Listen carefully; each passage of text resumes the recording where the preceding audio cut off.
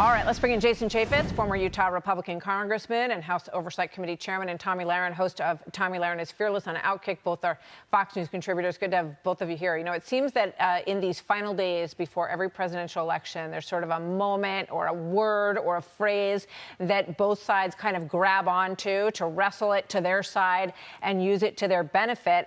If you'd asked me last week, you know, what might it sound like? I wouldn't have picked garbage, Jason, but garbage is the word. It's all over social media. I just saw someone who had like 5 garbage cans and said, my family and I are on our way out to vote. What do you make of this back and forth? How damaging is it for either side, Jason? Well, I don't think it's just a one-off. It's the repeated disdain that the Democrats have shown for anybody who supports MAGA, supports Donald Trump, who believes in America first. This is a repeated comment that keeps coming out. And today, it's garbage.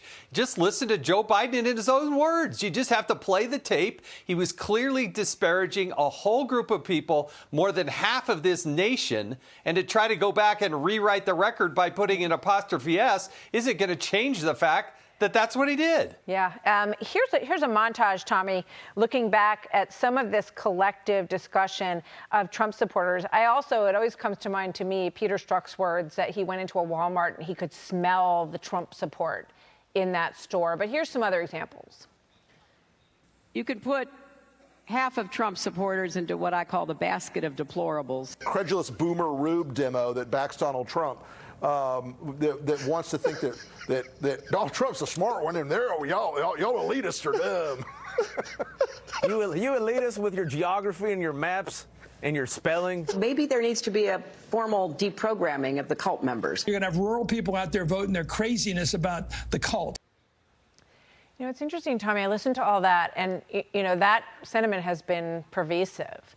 I don't think that you hear the other side, you know, you hear them going after the candidate, but not after all the people who support the candidate. That seems like a difference. It is, and I'll even put the liberal pundits aside into a different category, a different basket, if you will.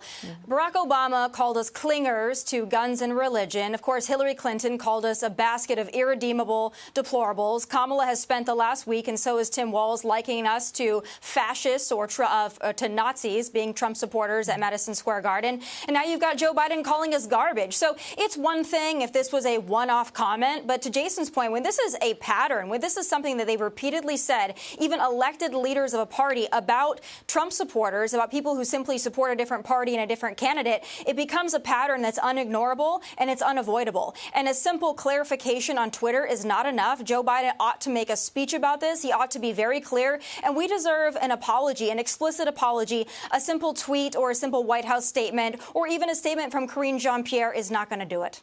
You know, it's interesting, Jason, there was at least 48 hours of nonstop coverage of this insult comic who, you know, made comments I think a lot of people would take a lot of issue with.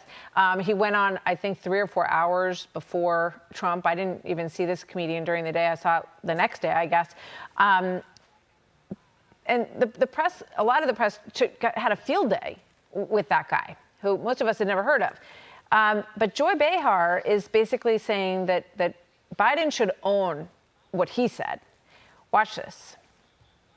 For months and months, we've been hearing how Joe Biden is in dementia, that he's old, he's doddering, he can't remember. All of a sudden, he's clear as a bell.